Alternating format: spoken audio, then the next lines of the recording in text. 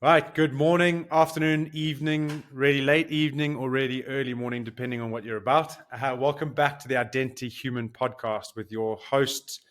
It's just on today.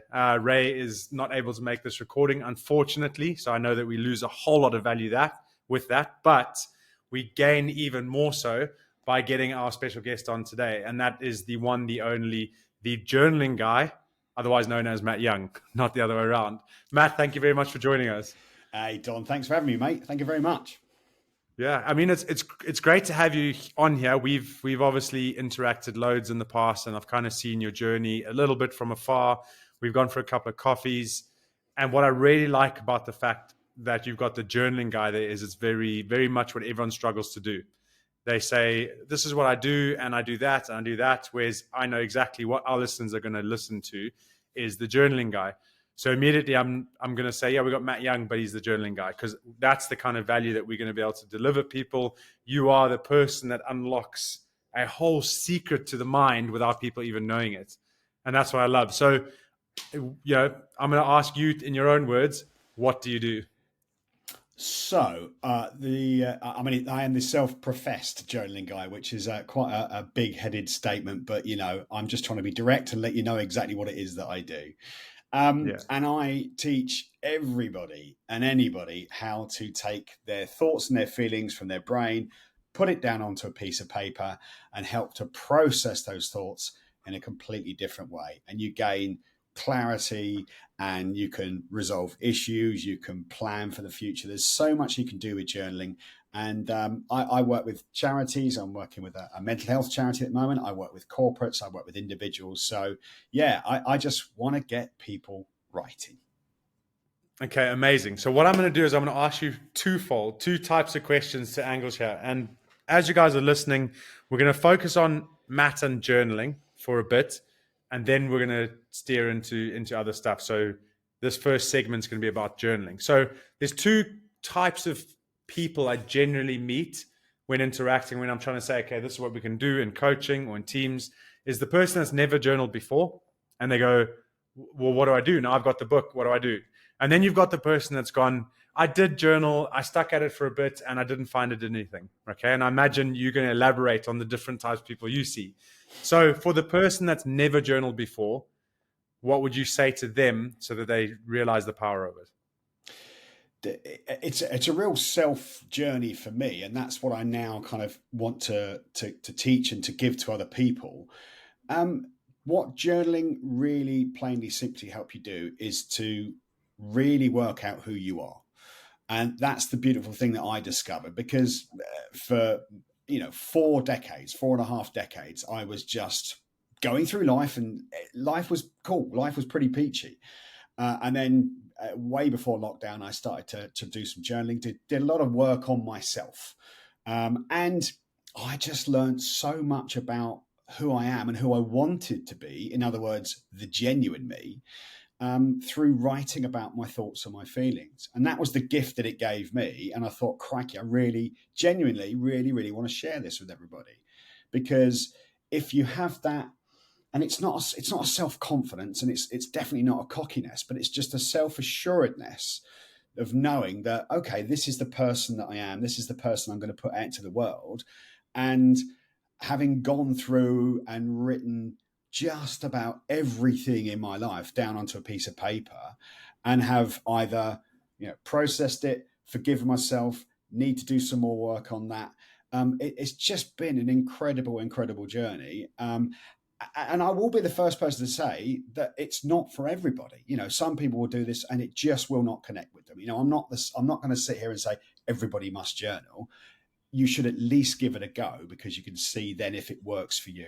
There'll be some people that are more of an artistic journaler. There'll be someone that's much rather do it as an audible thing, so recording, stuff like that. But at least give it a go. Yeah, it was transformational for me, and it took me from a person that was aspiring to be a business owner and aiming for the wrong things. I just wanted to kind of build a company, and Yeah. I guess I just wanted to make money. And now I found purpose in my life, and I do stuff Yeah.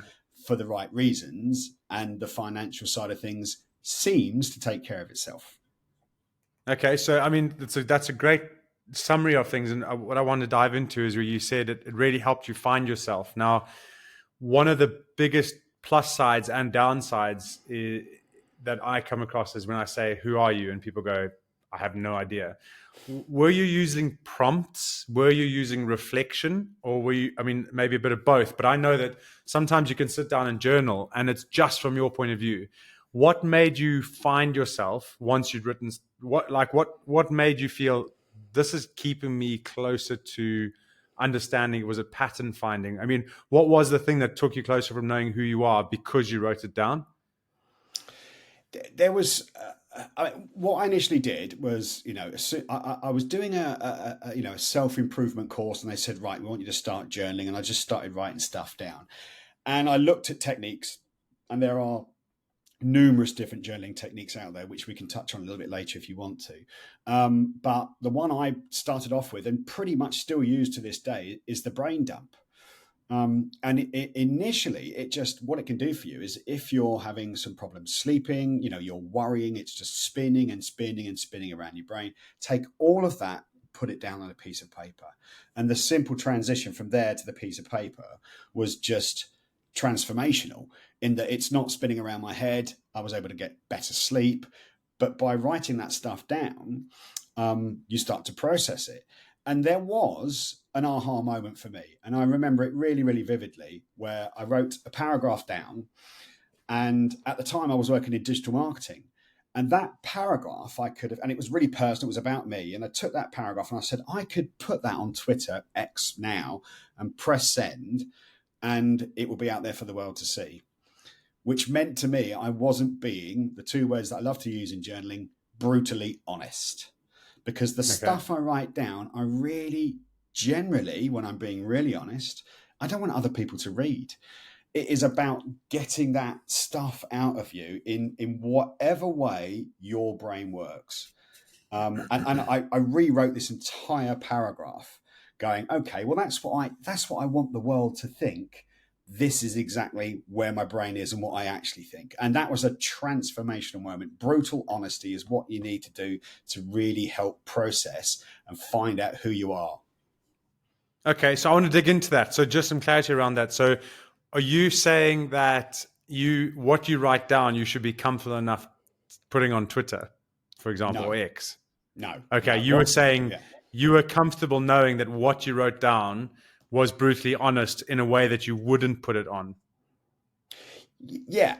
I mean, some people might already be there. They might be really comfortable and confident in what they want to say and they want to put out there. At that time, I definitely wasn't. And I was just, I was in a world. So I come from a broadcasting background, and then I went into social media. So it's always about crafting a message. And that's who I've been for about 20 years. I'm going to put the best version of me out there. And actually, I now put me out there, but the unfiltered me, who wants to kind of process some stuff and some, there's some dark stuff that I'm clearly not going to just publish on Twitter, but there's some dark stuff that I really want to encourage people to dive into, because if you're just thinking it over and over in your brain, it's going to be the same thought probably. If you start to write that stuff down, that's where you really start to get into the process of it. So I'm not comfortable with people reading my journal 100%. Okay. Yeah, because I think that's when I journal, sometimes I'm like, what if someone finds this and reads it? Mm-hmm. What if when I die, these get published? And I think that there's a barrier to that. So do you have a journal that you can release that has perforated pages that you can write and burn? So I think that's when you'll get that real brutal honesty, isn't it? Yeah, I mean, We're going to get one. I was going to show you my journal. It's right here. I have trust in the people around me that they're not going to open up that journal and read what I'm writing, because sometimes it will be about them. I live with my good lady, and I got up this morning at about 5 o'clock, had a lot on my brain, and I needed to write it down. And we've got to the point where she doesn't even question that now, which is wonderful.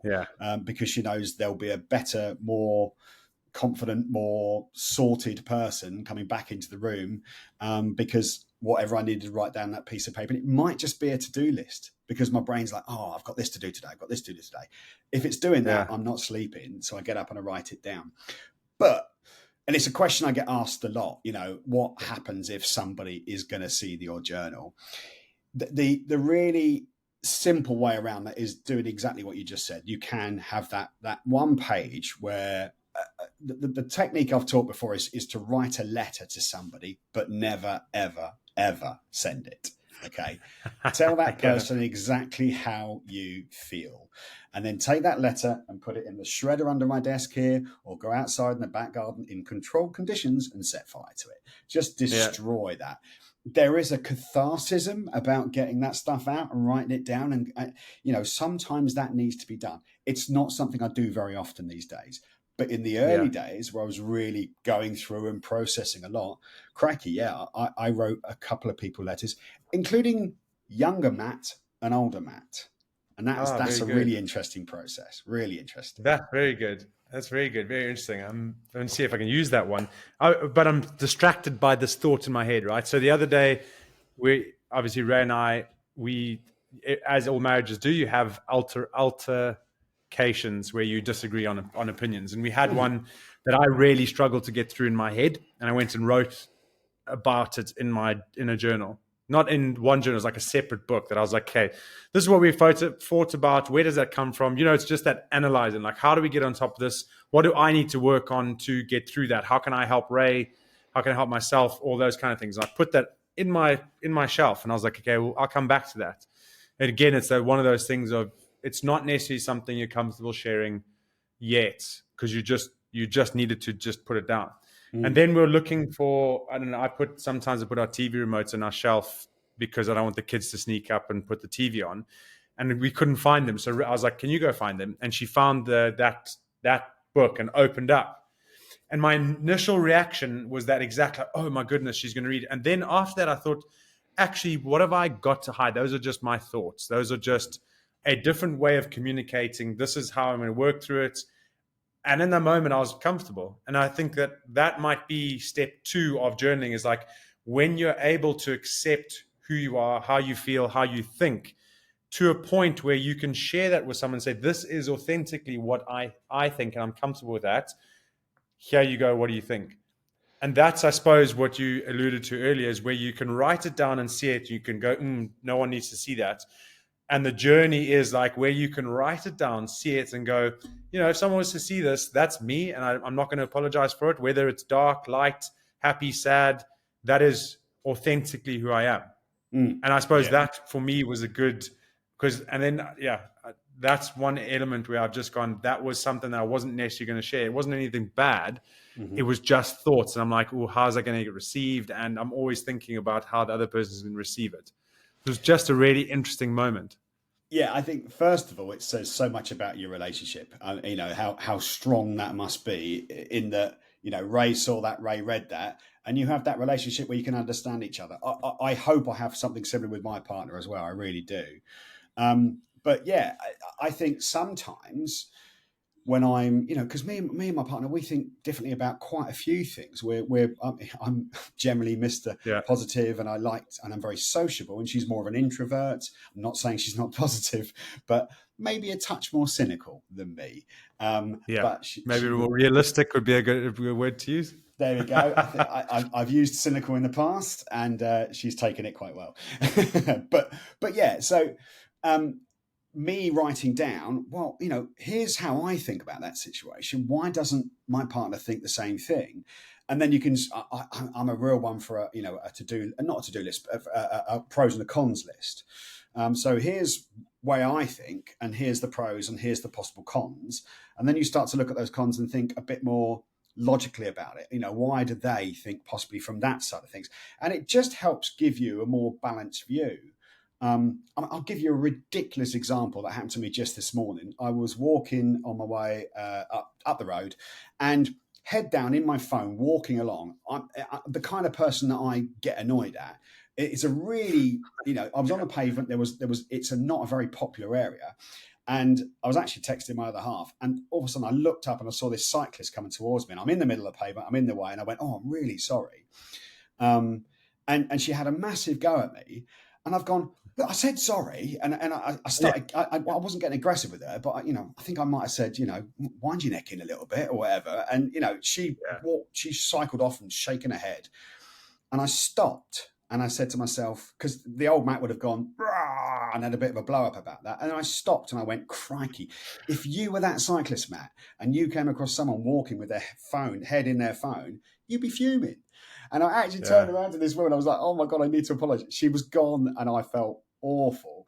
And I think, again, that's a process where, because I've written about that stuff, because I've exercised my demons, because I've gone, oh, fella, you're not perfect.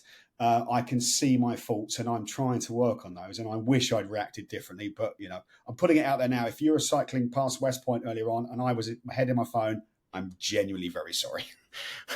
And if we were taking an objective point of view, that cyclist also needs to realize that sometimes they're going to be the person walking their phone, interfering with someone else, or as a cyclist interfering with other people. So if we could all see that way, wouldn't the world be a great place? My partner had just had a very near road crash, and she was texting me and I was texting her back, but I could have stopped. I could have stood to one side and I could have replied to that message. So that's human focus. Incredible. I suppose. So I just want to wind it back a little bit. That's going to help, especially when it comes to, because you talked about being in a relationship and I'm married and that what comes around that and how journaling can help. I don't know if you've ever heard of the 4 horsemen that Gottman talks about, but one of them, the 4 horsemen in a marriage, or because he was very much focused on marriages. Mm-hmm. And I'm not going to spout through all 4 because I realize that knowledge isn't necessarily what's needed. It's just context. And the one that he talks about is contempt. So that it's a dark horseman of contempt. So when you hold something in that's small, but if you hold that in, it gets bigger and bigger and bigger and bigger. So that's where you see that, displacement, the psychological term displacement, starts to come out, where you start to react big to small things, but you don't really know why. So you both are then going at each other from that point of view. And it comes down to contempt, is when you haven't been able to speak or clear something out, that contempt then starts to be the dark horseman that starts to come up. And one of the things that helped me when I was journaling was it allowed me to go from, this was the situation, why is it there, all the way down to, where is it coming from, what's holding, why is that being held there? And it was almost clear as day. I was like, oh, there might be a little bit of contempt there, unnecessary. I can see why though, and allowed me to address that situation.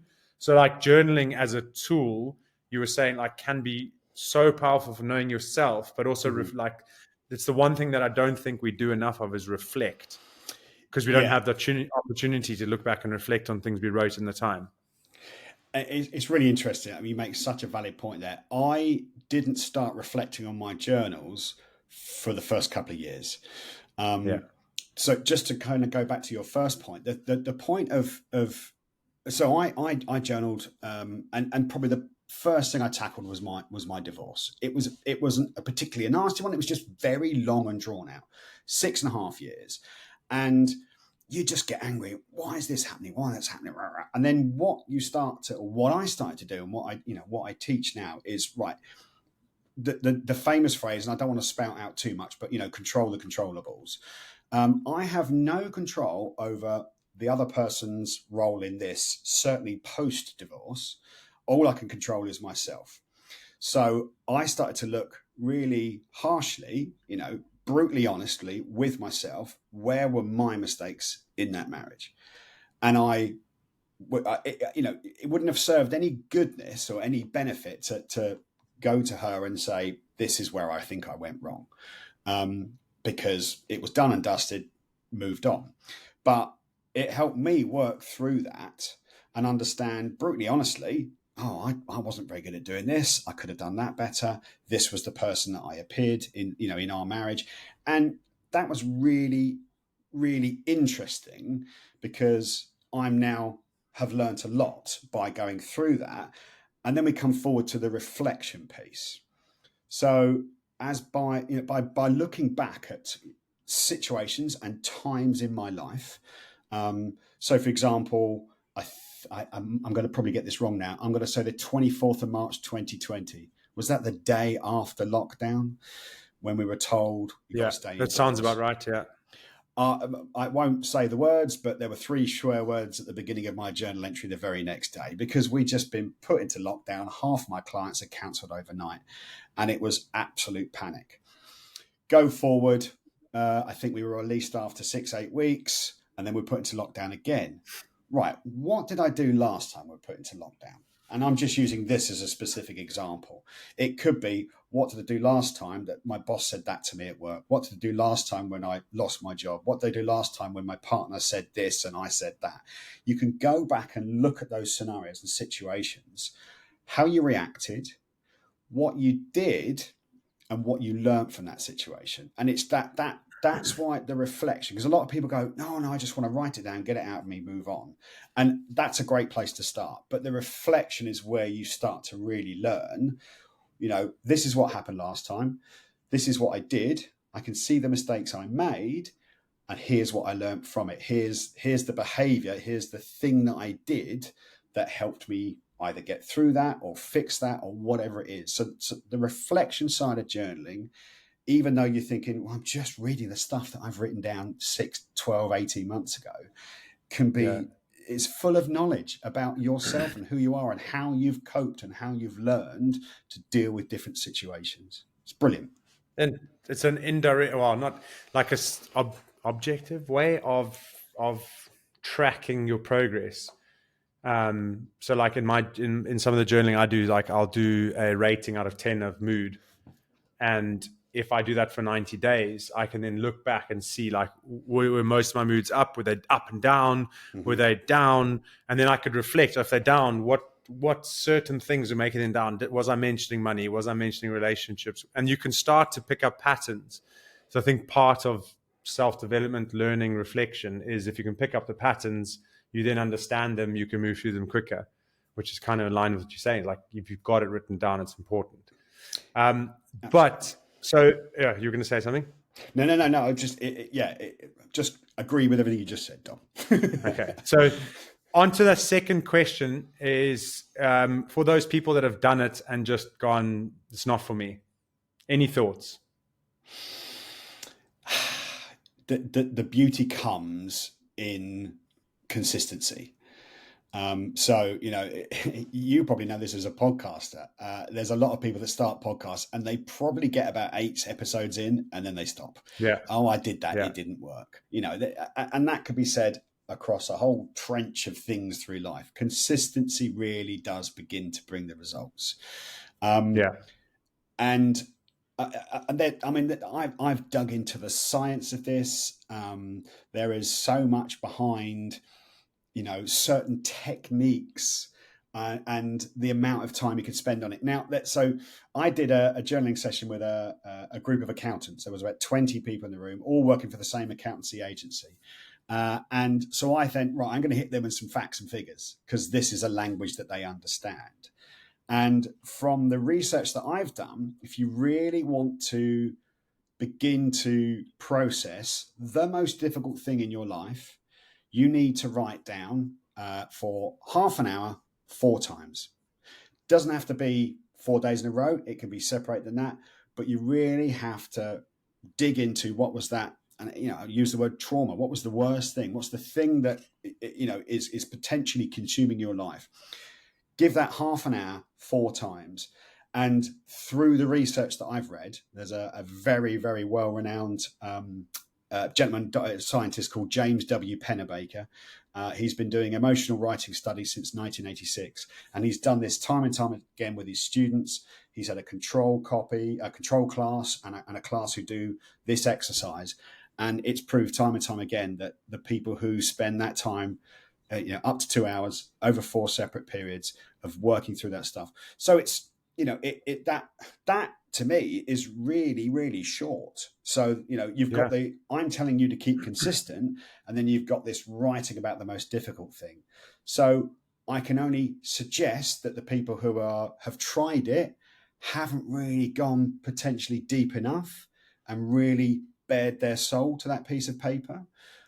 That's when the magic came for me. That's when the journey really began to start. I was going through self-development work, I was writing stuff down, and then when I wrote that one paragraph, went, man, that's just flannel. Here's what I really felt.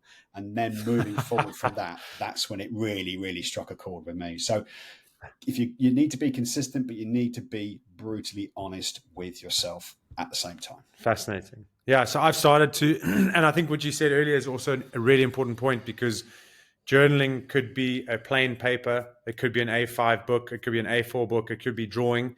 And actually, I come across this other technique, and I've started to do both. So I've got a structured journal. So it gives me prompts. It's like, things you're grateful for. Just because sometimes there's days where I just want to write. I'll just write that down. And then also a video journal. So off Loom, I've got like Talk to Don. And so I go in there and I talk to myself, and like sometimes you can be quite harsh, and then you have to look back, and I'm working, because then you can see somehow you can look at your body language in that time. And I think, like you say, is you've got to be able to face your demons, if for lack of a better word, because those very things are either making or breaking what you're trying to achieve. So I was trying to think of an analogy. Is it like stinky breath? Is the human nose will get used to a smell. So that's why someone that has a smelly, like, can't smell their own breath. Smokers are probably a good example. Like, smokers don't recognize that their breath smells, but everyone else around them that doesn't smoke can smell it. And if you actually, the way that you can start to realize that your breath smells is you either have someone that tells you your breath smells, but generally people don't do that unless they love you. And even then, sometimes like, you're being overly sensitive to it. And they say that in how you can help smokers or anything like this become curious to how does it smell, how does it taste? And that there is exactly how I tie in what you've said, is those half-hour sessions bring in curiosity. When you've got curiosity, you open up your mind to be able to find an answer you wouldn't have found before. And I think it's such that's be such a fascinating takeaway for anyone listening to this, is dedicate a little bit more time other than the 5 minutes. Even like you said, it doesn't have to be consecutive, but every Sunday, if you're thinking about what to do, or you go for a walk in nature, sit at a bench and journal for half hour on one thing that keeps popping up. And if you've recognized it, then that's what you've got to spend time on. So yeah, it's great advice. But Matt, so more importantly, I know there's a couple of other questions I want to ask you.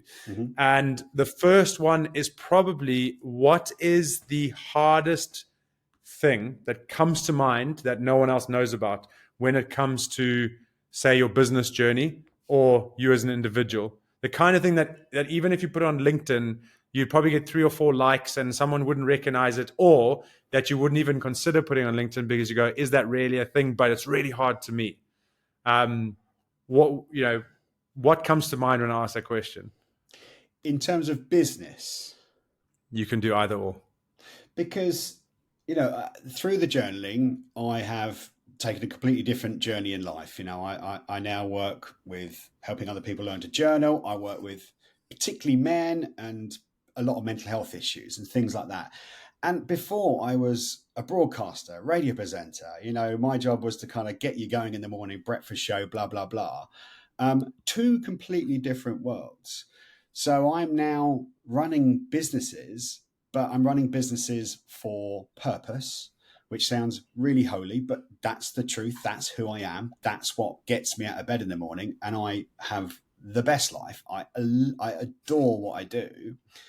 But how you make money out of this, how you turn this into a business when I just want to help people, that's my biggest business difficulty.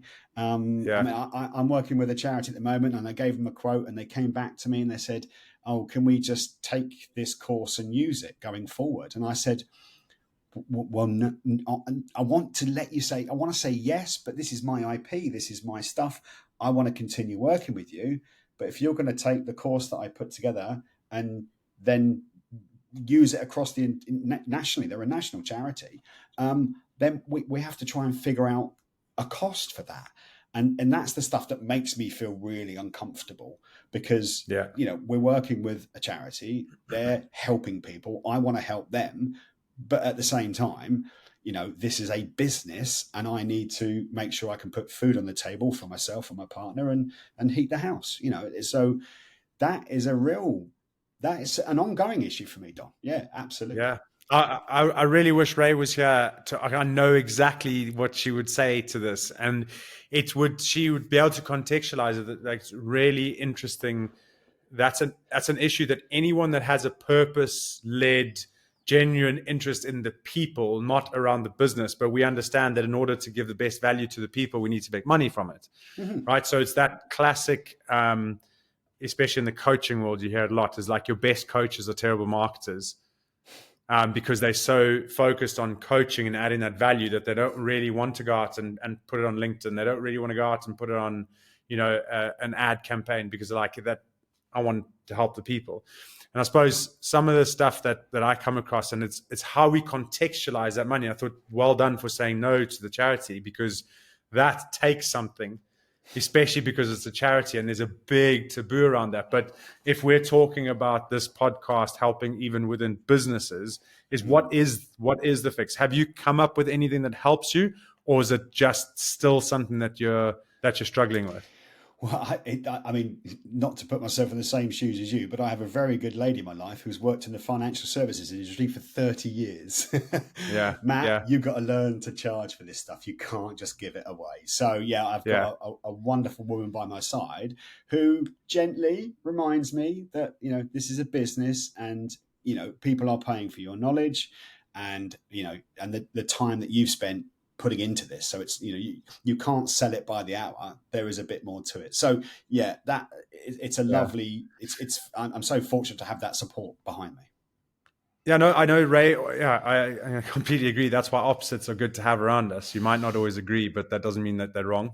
It comes with this knowing your value, doesn't it? Is if you know your value and you know that journaling, getting a CEO or a business owner to journal is going to allow them the mindset, the space to free up who they are, how they are, and what they think, and they can then 10x their profits. You've just helped someone change their life. But if you don't recognize that value that you add and how you sell that, then it's like, well, you might be able to journal, but I don't really think it's going to make that much of a difference. But if you knew that you would be able to help every single person that saw your course in that charity or in every business, you would confidently pitch up and be like, £5,000, £10,000, £30,000, that's my price. And if people say that's expensive, you say, well, it'll make you $1 million. And I think that's the thing, is it's hard to do that sometimes, because I know what you realize and what we've spoken about is how I journal and how you journal and how someone else journals is different. Mm-hmm. And so value is subjective, isn't it? Value is definitely much on that person.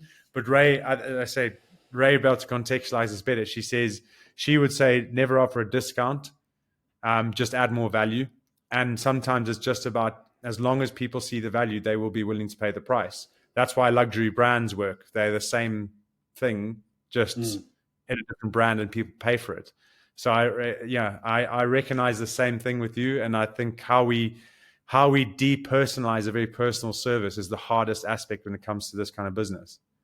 Yeah, absolutely. And it's really interesting, because you said there, this person, the CEO, if they could journal, they could 10x their business and make much more profit. That's definitely not a goal of mine, but I promise you that person will be happier and therefore more content, and actually their business becomes more purpose-led, maybe, or their business becomes, yes, it's more successful because they're going about it in a more wholesome way. I mean, I don't know how best to describe that, but yeah, great if you can make more money out of journaling, not out of journaling, but from journaling, and understand how to be. I just want them to be a better person. I don't want them to make more money. Yeah. Okay. So maybe if the money thing is an issue, it's if you pitch up a business owner and you can 10x your profits, but that's one vacuum, one pillar that we can speak of. If you can free up the business owner's mindset, and they have 3 kids, or they have a spouse, or they are coaching a team, all of those touch points are suddenly also 10x'd. It's not just the money. And I imagine the kind of person that has the discipline and the self-drive to journal and add that value to themselves is also the kind of person that goes into coaching a sports team and goes, how can I improve these 15, 30 young kids' lives for the future? So that purpose naturally takes care of itself. because money is no longer the need. And I think this is a really important point, is like Maslow's hierarchy of needs. People say it's not a thing. And I go, well, until you're in a position where those needs at the bottom aren't met, you won't realize it's a thing until you realize it's a thing. Bingo. And for me, it's how can we realize that we are trying to get someone that's self-actualized, but they are fighting in the money issue and the survival instincts and all that kind of stuff coming, is you're trying to elevate people to think at a higher level, to problem solve, to create, to then pass that kind of knowledge on, rather than trying to not elevate that person so that they're stuck in a cycle of survival, which means that everyone around them is stuck in a cycle of survival because they are leaders and they are role models. And so if they are always talking about money and profit and stress, everyone else around them is doing the same thing. So it's almost like, I always see it as a butterfly effect that no one will ever see what made the flap, but the journaling made the flap. And then the wrinkles all go. It was really interesting the way the thing that really, from what you just said then, that sparked my fire was, okay, maybe you don't want to 10x their business, but you want to 10x their relationship with their partner, with their kids. That's the effect I want to have. And I think I'm not silly enough to realize that actually, if they've got a better relationship, they've got a better home life, better relationship with their children, then their business is going to be better as well. So that's my mindset getting in my way of making this and I don't even want to call it a successful business, but blimey, wouldn't it be brilliant if it was successful? Because then it's going to be helping so many more people. So yeah, I don't know if I'm supposed to be getting this much out of this podcast, but I appreciate it, Don. You are other people. I think it's definitely. So have you ever heard that Marianne Williamson quote? So I've got a bit of a chat. Says, our deepest fear is not that we're inadequate. Our deepest fear is that we're powerful beyond measure. And if you read that whole paragraph that she wrote, it's brilliant, because it all revolves around you stepping into the light is what you're meant to be doing. But by you holding back your light, you're not giving other people the privilege to step into their own light.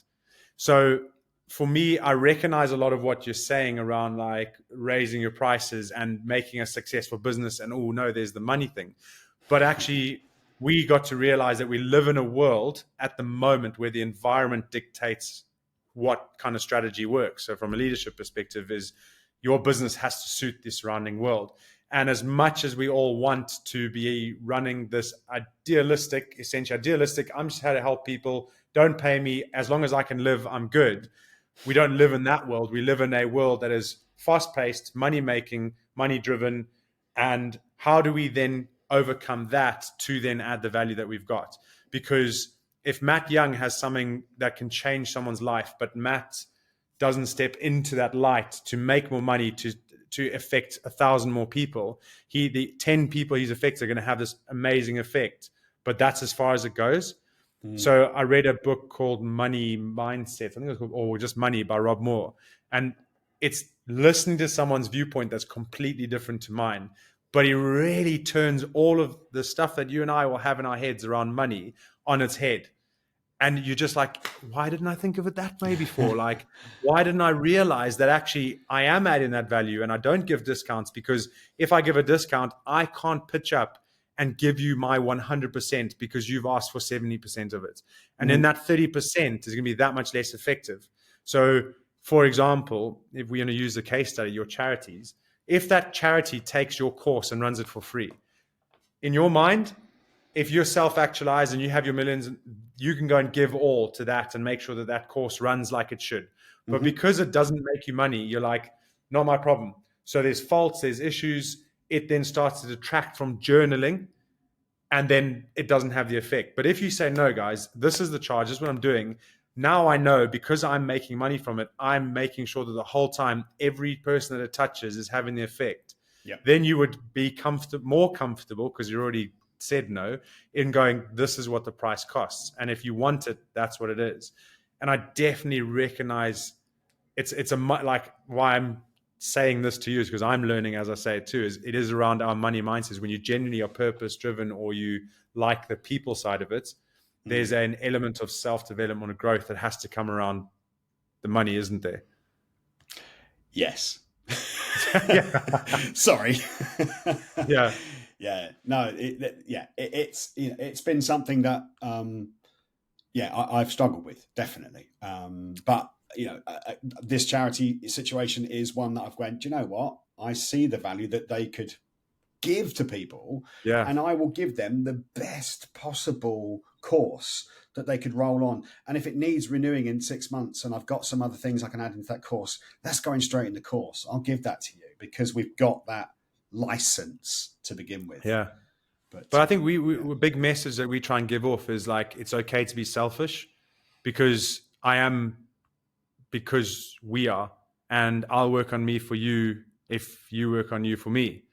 So by being selfish, we are taking that principle and saying, I will make myself the best version that I can be so that I can give that to you.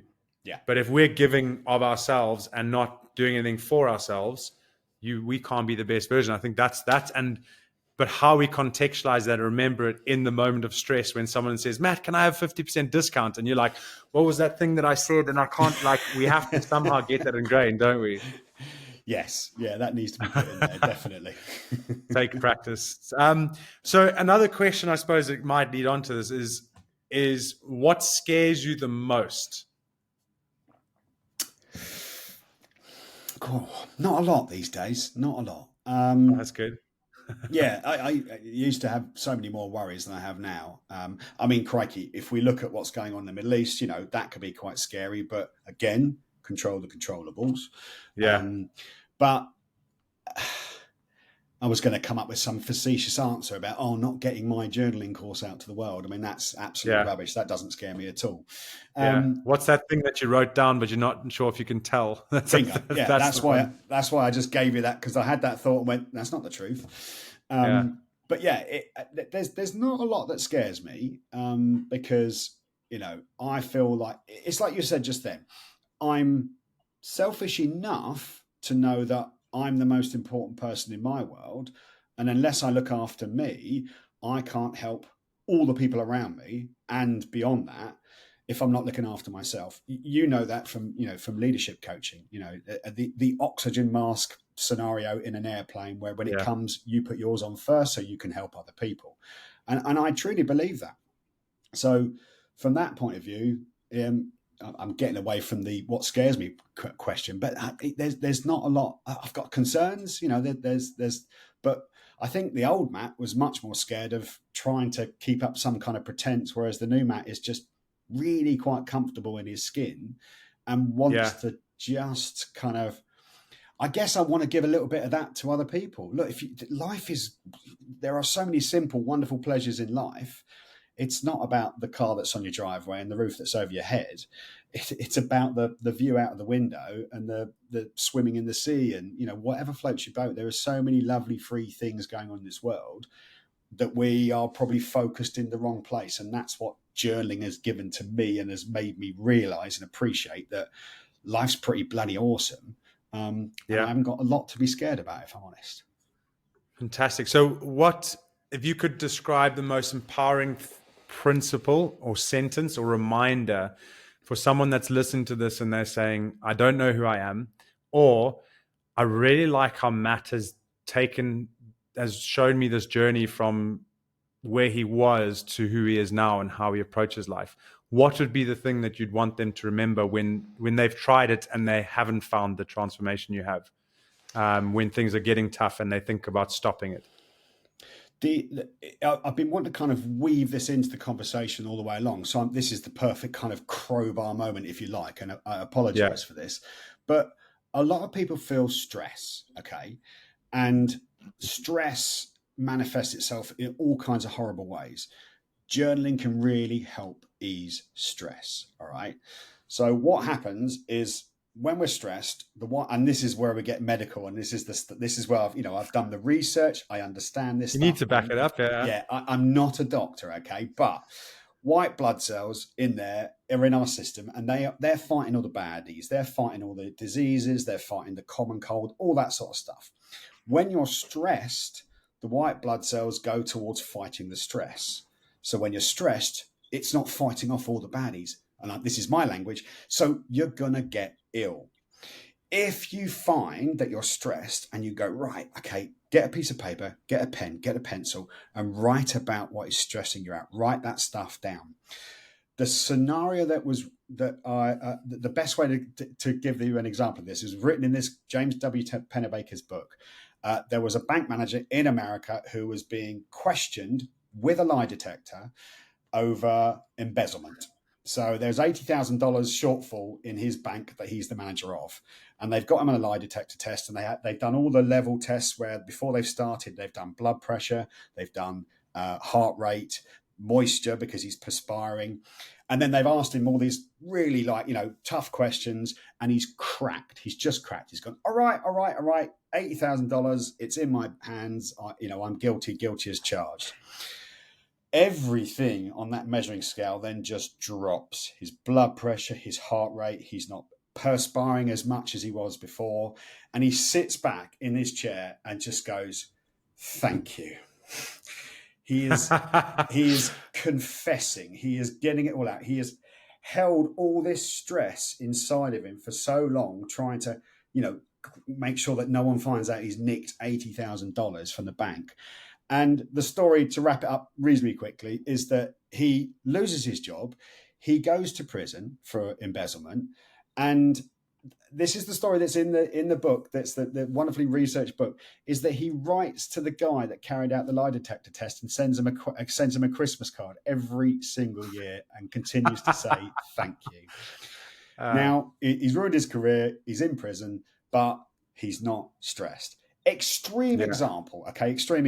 But if that stress inside of you is gonna do you no good, okay? It is gonna make you ill. It's gonna make you feel stressed at the very least. Get that stress out. Write about it in a piece of paper. I promise you, you will feel better. Or use that as a intro clip. I think that's fascinating. I think that story that you've aligned with your message, it really hits home, doesn't it? It's like we can all think of moments where we hold, could be something as small as a difficult conversation, somewhere you don't, and that's almost a really good example of contempt. That one of the dark horsemen, is he's got this, and it's not contempt outwardly, it's contempt to himself, because he can't lie to himself. He knows he can't get it, he's gotten away with it, but it's there and it's sitting and it's sitting and it's sitting. I think that's such a good example. So, Matt, I'm probably going to leave it there with the questions, and I think we've gotten so much value out of this. What I would end off with saying is, what are your call to action? So, if someone's gone, I really, really enjoyed it, whether it be a business, a person, where can they find you? What can they expect? What's next? What would you want them to take away to follow your journey? I mean, what I want you to take away is find some time to pick up a piece of paper and a pen and write about your thoughts and your feelings. It's a really straightforward message that I want to give to you. Of course, I have resources on my website, thejournalingguy.com. There is a paid for course on there. The first couple of videos are completely free. There's a blog on there. I'm publishing stuff on my social media channels all the time. The Journaling Guy. Just Google that and you'll find all the stuff there. But honestly, if you're stressed, if you want to set some goals, if you want to understand why you think the way you do, start being brutally honest with yourself with a pen and a piece of paper, and it will change your life. I like it. I'm going to take that as my biggest takeaway too, because I journal, but not to that level. So thank you, Matt. I really appreciate you coming. Yeah, I really appreciate you joining us, aka the Journaling Guy. Now we're going to flip it the other way and say we've had the pleasure of talking to Mr. Matt Young, aka the Journaling Guy, in that order. Matt, really appreciate you being here and giving us all the value that you have. And as a sign off, guys and girls, I will work on me for you if you can work on you for me. Okay, Ubuntu, we are who we are through others. Cheers. Thanks, Tom.